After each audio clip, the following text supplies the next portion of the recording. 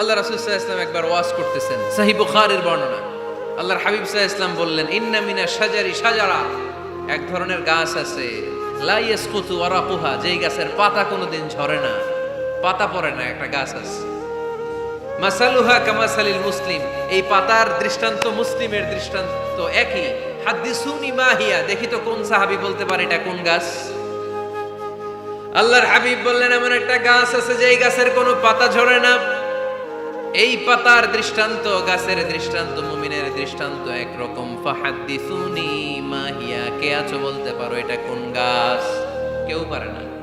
সাহাবারা মনে করছে এটা মরুভূমির কোন একটা গাছ হবে। কেউ বাড়ির পাশে যে খেজুর গাছ আছে এটা খেয়াল করে নাই, সবাই চলে গেছে অন্য গাছের দিকে। ক্যাকটাস, গুলমলতা, মরুভূমির রেয়ার যে গাছগুলো আছে, দুর্লভ দুষ্প্রাপ্য গাছগুলো, তারা এক একজন একটার পর নাম বলতে আরম্ভ করলো। আল্লাহ রাসূল সাল্লাল্লাহু আলাইহি ওয়াসাল্লাম বললেন হয় নাই, একজন বলে একটা, আল্লাহর হাবিব বললেন হয় নাই।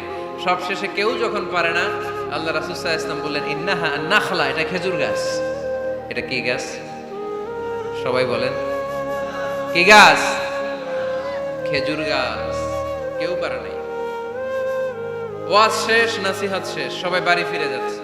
সাইয়েদনা ওমর ফারুক রাদিয়াল্লাহু তাআলা আনহু, উনি ওনার ছেলে আব্দুল্লাহ ইবনে ওমরকে নিয়ে যাচ্ছে। আব্দুল্লাহ ইবনে ওমর হঠাৎ করে বললেন, আব্বা, আল্লাহ রাসূল যখন জিজ্ঞেস করেছিল এটা কোন গাছ, আমি কিন্তু জানতাম এটা খেজুর গাছ, আমি কিন্তু জানতাম। ওমর ফারুক বললেন, বলো নাই কেন? আব্দুল্লাহ ইবনে ওমর বলেন, আব্বা, আপনি পারেন না, আমার চাচা আবু বকর পারে না, মুরব্বী সাহাবারা কেউ পারে না, আমি মাঝখান দিয়ে কেমনে বেয়াদবি করি? সুবহানাল্লাহ পড়বেন না?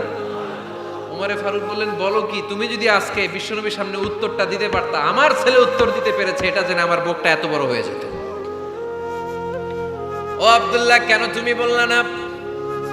আজকে কেউ প্রশ্নের উত্তর করতে পারে নাই, তুমি যদি বিশ্বনবীর সামনে দাঁড়িয়ে প্রশ্নের উত্তর করতে পারতা, আমার বুকটা এত বড় হয়ে যেত। কেন বললা না? তুমি বললে আমি বড্ড খুশি হয়ে যেতাম। সুবহানাল্লাহ পড়েন।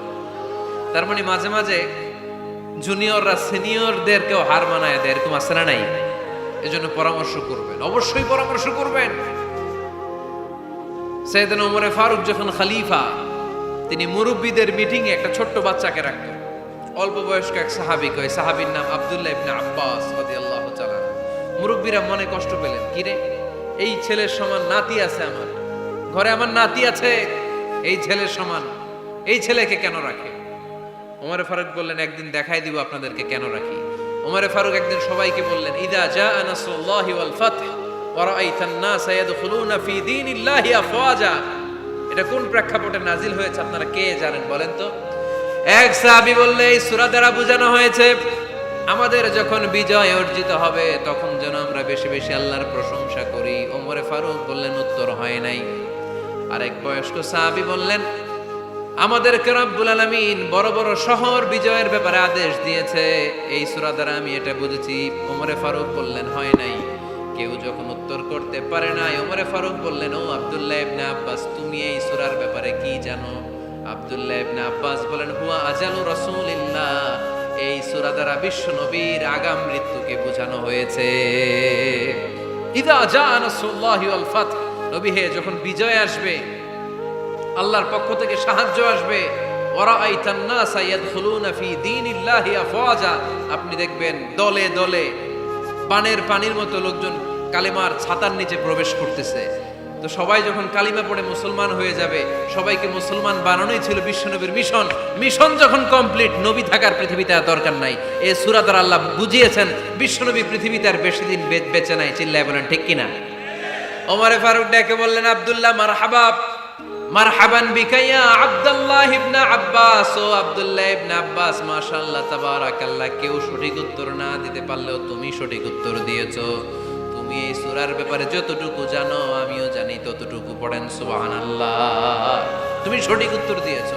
এই হাদিসগুলো প্রমাণ করে মাঝে মাঝে জুনিয়ররা সিনিয়রদেরকেও হারিয়ে দেয়। চিল্লায় বলেন ঠিক কিনা? এজন্য মাঝে মাঝে বাচ্চা ছেলেদেরও পরামর্শের দরকার আছে না নাই? ঘরে সুখ নাই, শান্তি নাই, কারণ পরামর্শ করেন না তো। আব্বা আম্মার পরামর্শ নেন, স্ত্রীদের পরামর্শ নেন, ছেলে মেয়েদের পরামর্শ নেন। গুরুত্বপূর্ণ সিদ্ধান্ত নেওয়ার আগে পরামর্শ করে সিদ্ধান্তগুলো নেওয়ার দরকার আছে না নাই? পরামর্শ করে ফ্যামিলি মিটিং এ যদি আমরা সিদ্ধান্ত নেই, ওই সিদ্ধান্তে বরকত দিবে কে? আওয়াজ করে বলেন, ওই ঘরটারে বরকতময় করে কে? কয়টা গেল? 7টা। 8 নাম্বার হচ্ছে প্রত্যেকটা ঘরে এক একটা পারিবারিক পাঠাগার গড়া চাই, ফ্যামিলি লাইব্রেরি। কার কার ঘরে পারিবারিক পাঠাগার আছে দেখি সুজানগরে? মাশাআল্লাহ, মাশাআল্লাহ পড়েন, আওয়াজ করে পড়েন মারহাবা। যাদের ঘরে নাই তাদের ঘরে একটা পাঠাগারের দরকার আছে না নাই? একটা শোকেস বানাবেন, ওখানে ইসলামী বইগুলো রাখবেন, ইসলামী সাহিত্যগুলো রাখবেন, তাফসিরগুলো রাখবেন, হাদিসের বইগুলো রাখবেন। একটা পারিবারিক পাঠাগারের দরকার আছে না নাই? কোরআনের প্রথম আয়াত হয়েছে পড়ো। কোরআনের প্রথম আয়াত কি? আল কোরআনের প্রথম বাণী পড়ো, আল হাদিসে নবীর কথা পড়ো। আল কোরআনের প্রথম বাণী পড়ো, আল হাদিসে নবীর কথা পড়ো। পড়ে পড়ে শেখো, শিখে শিখে তুমি তোমার নিজের জীবন গড়ো। পড়েন আমিন। কোরআনের প্রথম কথা কি? ইকরা, পড়ো। কোরআনের প্রথম কথা কি? ইকরা বিসমি রাব্বিকাল্লাযী খালাক, খালাকাল ইনসানা মিন আলাক।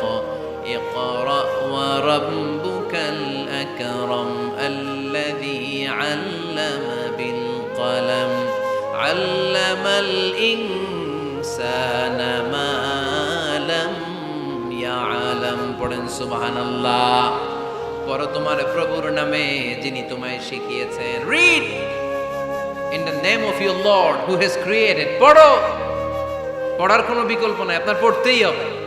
বেঁচে আছেন পড়েন, সুস্থ তো পড়েন, অসুস্থ পড়েন, মরে যাচ্ছেন তখনও পড়েন, পড়তে পড়তে মরেন। ও মিয়া, মরার সময় পড়ার দরকার আছে না নাই?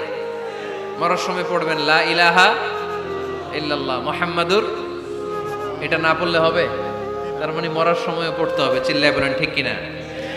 তাহলে সুখী, সমৃদ্ধ, আলোকিত একটা পরিবার গড়ার 8 নম্বর পয়েন্ট হচ্ছে একটা ফ্যামিলি লাইব্রেরি। প্রত্যেকটা ঘরে আমরা এই সিদ্ধান্ত যেন নেই যে আমাদের প্রত্যেকের ঘরে আমরা যেন ছোট্ট করে একটা পাঠাগার বানাই।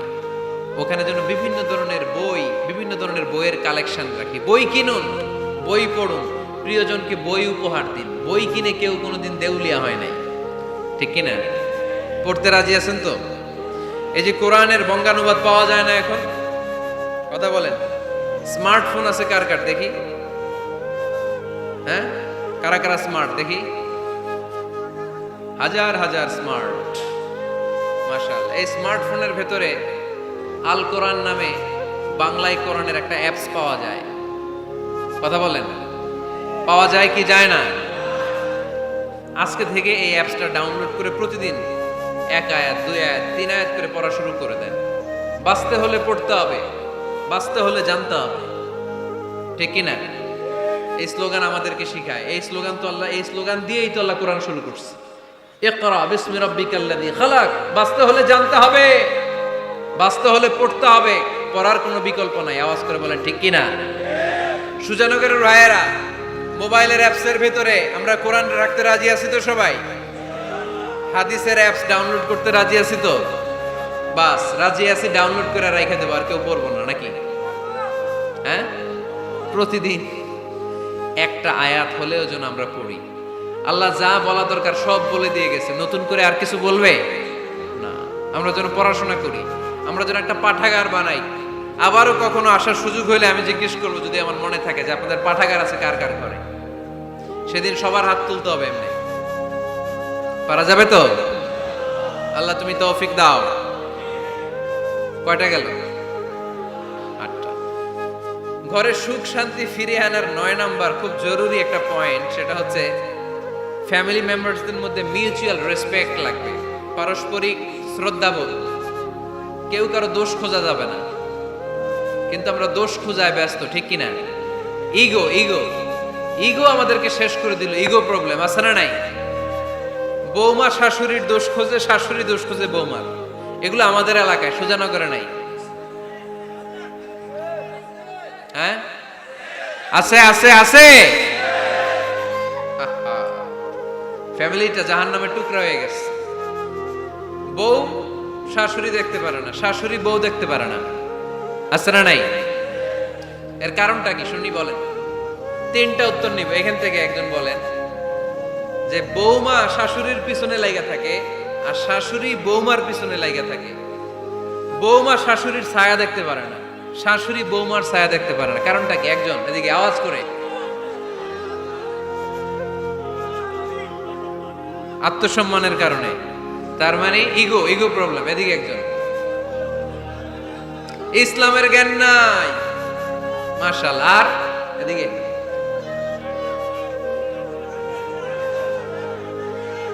স্টার জলসা পাওয়া গেছে। স্টার জলসায় যা দেখায় ওইটাই ঘরে চলে না। স্টার জলসা হচ্ছে কেমন করে শাশুড়ির সাথে বউয়ের গিরিঙ্গি লাগানো যায়, এটার প্রশিক্ষণ, ঠিক কিনা? ভয়ঙ্কর। তাহলে এগুলো দেখা বাদ দিতে হবে। এগুলো যতক্ষণ ঘরে থাকবে হবে না, হবে না। রিমোট কন্ট্রোল কেড়ে নিবেন, কেড়ে নিয়ে মাইল লাগাই দিবে।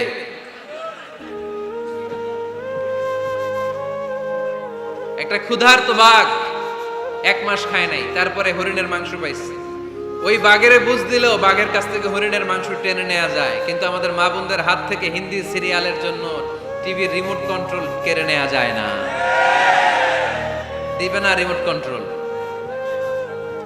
তো এজন্য আপনাদের কথা অনুযায়ী এই জি বাংলা স্টার জলসা হিন্দি সিরিয়াল হচ্ছে বৌমা শাশুড়ির গিরিঙ্গি বা দ্বন্দ্বের প্রধানতম কারণ। তাহলে হিন্দি সিরিয়ালকে ঝাড়ু পেটা করে বের করে দিতে হবে। এগুলোর সাথে মুসলিম পরিবারের কোনো সম্পর্ক। আরো কিছু কারণ আছে, এগুলো আমি বের করছি, শুনবেন। বৌমা শাশুড়ির এই ঝগড়ার প্রধান কারণ হচ্ছে জেনারেশন গ্যাপ, ঠিক কিনা? শাশুড়ি এক জেনারেশনের আর বৌমা আরেক জেনারেশনের। শাশুড়ি ভাবে একরকম, বৌমা ভাবে আরেক রকম। শাশুড়ি চায় বউর উপর খবরদারি করতে, বউ চায় শাশুড়ির উপর খবরদারি করতে। এই ডমিনেটিং এর কারণে কিলাকিলি আছে না নাই? এটা ঠিক না। আমার শাশুড়ি মায়েরা যারা আছেন, প্রথমে শাশুড়ি দিয়ে শুরু করি। আমার মাইকের আওয়াজ যে ঘরগুলাতে যায়, আমার শাশুড়ি মাদেরকে বলবো, বউদের উপর অত্যাচার করবেন না। ছেলেরে প্রশ্ন করে, তোর কাছে তোর বউ বড় না আমি বড়? আছে না নাই? এটা একটা প্রশ্ন হইল। তোর বউ বড় না আমি বড়? দুইজনেই বড়।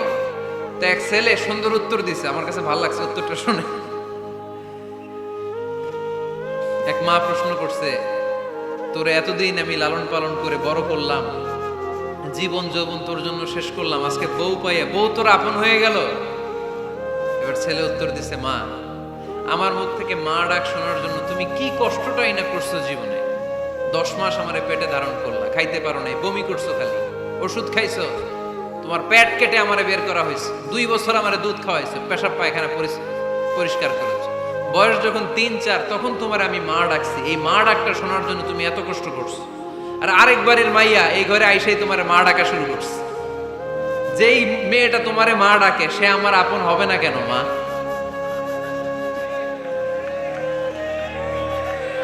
ঠিক কিনা? এই মা ডাক শোনার জন্য তুমি এত কষ্ট করলা, আমার লালন পালন করলা, 10 মাস পেটে ধরলা, পেশাব পায়খানা পরিষ্কার করলা, এরপরে মা ডাক শুনতে পারছো। আর আরেকবারের মেয়ে জানা নাই চিনা নাই এসেই তোমার ডাকা শুরু করছে মা। তো যে আমার মারে মা ডাকে তার স্থান তো আমার কলিজায়, ঠিক কিনা? শাশুড়ি আম্মারা যারা আছেন, প্লিজ বৌমাদেরকে কষ্ট দিয়েন না। অনেক শাশুড়ি আছে পান থেকে চুন খসলে রেগে যায়, পদে পদে স্ত্রীর ভুল ধরে, বউয়ের ভুল ধরে, আছে না নাই? এটা করবেন না। সে তো নতুন, আপনার অনেক এক্সপিরিয়েন্স হতে তার সময় লাগবে। তাকে সময় দিন, তাকে ভালোবাসুন, ঠিক কিনা? না বুঝে সামান্যতে বৌমারে বদদোয়া দেয়, এরকম আছে না নাই? কিন্তু বুঝতে চায় না, বৌমারে যদি বদদোয়া দেয় তাহলে তার নিজ ছেলের পরিবারের ক্ষতি। পেটে ধরা যে ছেলে, ছেলের পরিবারের কিন্তু ক্ষতি, তার আপন নাতি নাতনিদেরই ক্ষতি। আওয়াজ করে বলেন ঠিক কিনা? বৌমাকে বদদোয়া দিয়েন না। বৌমাকে নিজের মেয়ের মতো দেখবেন। সমাধান আমি দিচ্ছি, কেমন দেখতে হবে? নিজের মেয়ের মতো। নিজের মেয়ে সকালে ঘুম থেকে ওঠে 11টায়, ওইটার সমস্যা নাই। বৌমা কেন উঠলো না, ওইখানেই ঝামেলা। আছে না নাই? মেহেরবানি করে আপনার বৌমাকে আপনার নিজের মেয়ের মতো দেখেন। নিজের মেয়ের যেমনি আদর করেন তাকেও অমনি আদর করেন। আপনার বৌমারে যদি আপনি কষ্ট দেন, মনে রাখবেন আপনার নিজের মেয়েটাও আরেকবারের বউ হয়ে কয়েকদিন পরে যাবে। আপনি যা যা করবেন আপনার মেয়েকেও তারা ওই রকম কষ্ট দিয়ে বাড়িতে ফিরিয়ে দিবে। চিল্লায় বলেন ঠিক কি না? খবরদার, টিট ফর ট্যাট। ইটটি মারলে পাটকেলটি খেতে হয়। এজন্য শাশুড়ি আম্মা জানারা যারা আছেন, বৌমার সাথে খারাপ আচরণ করবেন না মেহেরবানি করে। তাকে আপনি কষ্ট দিলে আপনার নিজের মেয়েটাও আরেক বাড়ির বৌমা হবে, সেও ওই বাড়িতে এই কষ্টগুলো ভোগ করবে। এগুলো যখন আপনি শুনবেন তখন আপনার চোখ দিয়ে পানি পড়বে কি পড়বে না? পড়বে। এবার আসেন বৌমার কথা বলি। বৌমা যারা আছেন মেহেরবানি করে, বৌমা যারা আছেন মেহেরবানি করে আপনার শাশুড়ি আম্মাকে নিজের মায়ের জায়গায় রাখবেন। আপনার বাড়ি ছেড়ে নতুন বাড়িতে আসছেন, তো এটাই তো আপনার বাড়ি। আপনার মা রেখে দিয়ে নতুন মা পাইছেন, এটাই তো আপনার মা। তো ওনাকে মায়ের জায়গায় বসাতে আপনার সমস্যাটা কোথায়? বৌমারা খেয়াল রাখবেন, আপনি আপনার শাশুড়ির সাথে যে আচরণটা করতেছেন, আপনার শেষ বয়সে আপনার ছেলের বিয়ে দেওয়ার পরে যেই বৌমাটা আসবে ওই আচরণই আপনাকে ফিরিয়ে দিবে। The nature has its own return. প্রকৃতির একটা মাইর আছে, এটা শেষ মাইর, এটা শেষ খেলা। প্রকৃতির খেলা বড় খেলা। আপনি আপনার শাশুড়ির সাথে যে আচরণ করবেন, আপনার শেষ বয়সে আপনি একদিন শাশুড়ি হবেন, এটা মাথায় রাখবেন। ওই আচরণই আপনি ফিরে পাবেন। আওয়াজ করে বলতে হবে ঠিক কি না? এজন্য 9 নাম্বার পয়েন্টস হচ্ছে মিউচুয়াল রেসপেক্ট। সবাই যেন সবাইকে ভালোবাসি। দোষ ছাড়া মানুষ নাই, সবার দোষ আছে। আমরা যেন একে অন্যের দোষ না খুঁজি। বৌমারা, আপনাদের কেন যদি আমার মাইকের আওয়াজ যায়, অল্প কিছু টেকনিক অবলম্বন করলে আপনি আপনার শাশুড়ির মন জয় করতে পারবেন। শাশুড়িরা আসলে বেশি কিছু চায় না। আগের জামানার মানুষ তো, এদেরকে ওইভাবে হাত করতে হবে। মাঝে মাঝে একটু শাশুড়ির মাথায় তেল দিয়ে দিয়ে, চুলে তেল দিয়ে দিবেন আর কি, মাঝে মাঝে চুল আশ্রয় দিবেন। এগুলো কিন্তু খুব পছন্দ করে শাশুড়িরা। ওনার প্রেশারটা একটু মেপে দিবেন। ডায়াবেটিক্সের ওষুধটা খাইলেও কিনা সময় মতো খোঁজ নিবেন। কি পছন্দ করে খেতে একটু রান্না করে দিবেন। যেই বক্তার ওয়াজ শুনতে পছন্দ করে ওই বক্তার ওয়াজগুলো ডাউনলোড করে শাশুড়ি আম্মাকে দিবেন। ইসলামী বই দিবেন। দেখবেন বয়স্ক নারীরা মাহফিল যেতে খুব পছন্দ করে, ওয়াজ শুনতে খুব পছন্দ করে, নবীদের কাহিনীগুলো শুনতে পছন্দ করে। বসায় বসে একটু কাহিনীগুলো শোনাবেন। বাইরে বেরোলে জিজ্ঞেস করেন, আম্মা আপনার কিছু লাগবে কিনা। আর একটা টিপস আছে, চুল যখন আশ্রাবেন আর শাশুড়ির মাথায় যখন তেল দিয়ে দিবেন, তখন অতীতের কথা জিজ্ঞেস করেন। দেখবেন অতীতের স্মৃতিতে হারিয়ে গিয়েছে আপনার শাশুড়ি। কি জিজ্ঞেস করবেন জানেন? জিজ্ঞেস করবেন, আম্মা জান, মুক্তিযুদ্ধের সময় আপনার বয়স কত ছিল? ওই সময় মুক্তিযুদ্ধের সময় আপনাদের এলাকায় কি কি হয়েছিল মা? আরেকটা প্রশ্ন করবেন, মা বিয়ের সময় আপনি কেমন ছিলেন? ওই দিন দেখবেন বুড়ি আর বুড়ি নাই, জুয়ান হয়ে গেছে। ওই দিন বলবে, মা আমি অনেক সুন্দরী ছিলাম, আমার মাথায় অনেক চুল ছিল, আজকে নাই। আমগো গ্রামে আমার চাইতে সুন্দরী মাইয়া ছিল না। অতীতের স্মৃতিতে, স্মৃতি হাতড়াতে হাতড়াতে তিনি হারিয়ে যাবেন। জিজ্ঞেস করবেন যে, মা শীতকালে আপনাদের দেশে কি পিঠা বানাতেন আপনি যখন ছোট ছিলেন? আপনার বাপ চাচারা কি করতো? এগুলো জিজ্ঞেস করলে উনি স্মৃতির পাতা হাতড়াতে হাতড়াতে চোখ দিয়ে দাঁড় দাঁড় করে ওনার পানি ঝরতে শুরু করবে। আপনার জায়গায়, ওনার হৃদয়ের মণিকোঠায় এমন জায়গায় পৌঁছবে, আপনার ছাড়া উনি কিছুই বুঝবে না। বৌমারা, এই অল্প কিছু টিপস অবলম্বন করে আপনারা আপনাদের শাশুড়ির মনকে জয় করতে পারেন। শাশুড়ি বৌমার দ্বন্দ্ব আমরা চাই না। আমরা চাই শাশুড়ি বৌমাকে নিজের মেয়ের মতো জানুক, আর বৌমা শাশুড়িকে আপন মায়ের মতো ভালোবাসুক, ঠিক কিনা? এই মিউচুয়াল রেসপেক্টই পারে শাশুড়ি বৌমার দ্বন্দ্বকে দূর করতে, আর ঘরটারে শান্তির টুকরা বানাতে। আওয়াজ করে বলেন ঠিক কিনা? কয়টা গেল? আর আছে কয়টা? দোয়া করবেন একে অপরের জন্য। দোয়া, সাইয়েদনা ইব্রাহিম ফ্যামিলির জন্য দোয়া করতেন, রাব্বি জাআলনি মুকিমাস সালাতি ওয়া মিন যুররিয়াতি রাব্বানা ওয়া তাকাব্বাল দুআ। ও আল্লাহ, আপনি আমার নামাজ কায়েমকারী বানান। আমার কলিজার টুকরা সন্তান ইসমাইলকেও নামাজ কায়েমকারী বানান। আমার দোয়াটা আপনার দরবারে আপনি কবুল করে নেন। সুবহানাল্লাহ পড়েন। রব্বানা ইন্নী আসকানতু মিন যুররিয়্যাতি বিওয়াদিন গায়রি যী যারইন ইনদা বাইতিকাল মুহাররাম। ও আল্লাহ, আমার সন্তান সন্ততি, আমার ফ্যামিলিকে ধুধু মরুপ্রান্তর এই উপত্যকার মধ্যে তোমার কাবা ঘরের সামনে রেখে গেলাম। তাদেরকে তুমি নামাজ কায়েমকারী বানিয়ে দিও। গোটা বিশ্বের সব মানুষের অন্তর আমার ফ্যামিলির দিকে আল্লাহ তুমি ঝুঁকিয়ে দিও। ওয়ারযুকহুম মিনাস সামারাত, ফলমূল দিয়ে আল্লাহ তুমি তাদেরকে রিজিকের ব্যবস্থা করে দিও। তার মানে সব নবীরা তাদের পরিবারের সদস্যদের জন্য দোয়া করতেন কি করতেন না? আবার কোরআন আমাদেরকে শিখালো, রব্বানা হাব লানা মিন আজওয়াজিনা ওয়া মিন যুররিয়াতিনা কুররাতা আ'য়ুন ওয়াজআলনা লিল মুত্তাকিনা ইমামা। ও আল্লাহ, এমন নেককার সন্তান, এমন নেককার স্ত্রী আপনি আমাকে দান করেন যাদের দিকে তাকালে আমার চোখ দুইটা ঠান্ডা হয়ে যায়। চক্ষু শীতলকারী স্ত্রী দেন। বিয়ে যাদের হয় নাই, ইয়াং ছেলেরা এই দোয়াটা করবা। বিয়ের জন্য দোয়ার দরকার আছে না নাই? প্রতিদিন এই দোয়া করবা, আল্লাহ এমন স্ত্রী দেন, এমন জীবন সঙ্গিনী আপনি আমাকে দেন, এমন লাইফ পার্টনার দেন যার দিকে তাকালে আমার চোখ জুড়িয়ে যায়। এমন সন্তান আল্লাহ আপনি আমার ফ্যামিলিতে দেন যাদের দিকে তাকালে আমার চোখ দুইটা ঠান্ডা হয়ে যায়। নেককার সন্তান, নেককার স্ত্রী আল্লাহর কাছে দোয়া করে চেয়ে নিতে হয়। তাহলে ফ্যামিলি মেম্বার একে অপরের জন্য দোয়ার দরকার আছে না নাই? বাবা দোয়া করবে ছেলের জন্য, ছেলে করবে বাবার জন্য, মা দোয়া করবে মেয়ের জন্য, মেয়ে করবে মায়ের জন্য, ভাই করবে বোনের জন্য, বোন করবে ভাইয়ের জন্য। দোয়ার দরকার আছে না নাই? দোয়া করবেন সবাই সবার জন্য। তাহলে সুখী পরিবারের ফর্মুলা এই আলোচনায় আমরা 10টা পয়েন্ট শুনলাম। কয়টা? ভুলে গেছে। কয়টা? 1 নাম্বার কি ছিল? 1 নাম্বার কি ছিল?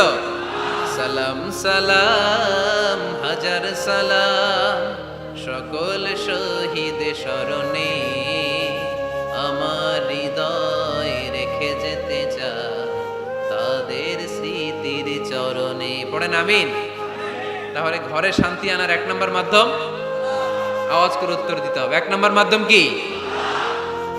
সালাম দিন, সালামতে থাকুন। জান্নাতি আমেজ যদি ঘরে